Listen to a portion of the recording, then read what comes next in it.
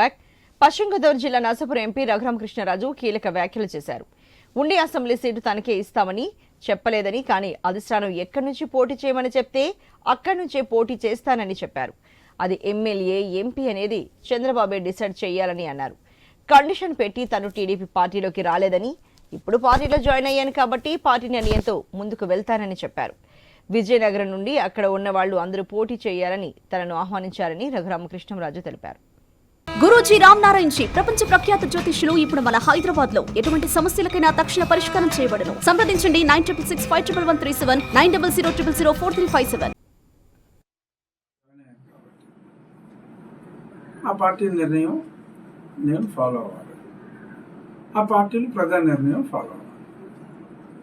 So అంచేత ఖచ్చితంగా నేనైతే పోటీలో ఉంటాను. ఎక్కడి నుంచి? నర్సాపురం నుంచా,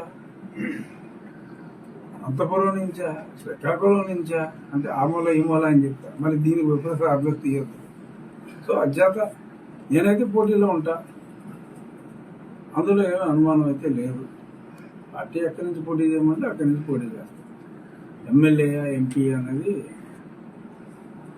ఆయన చంద్రబాబు నాయుడు గారు డిసైడ్ చేయాలి, లేకపోతే ఈలోపు కాలక్షేపంగా మీరైనా డిసైడ్ చేయాలి.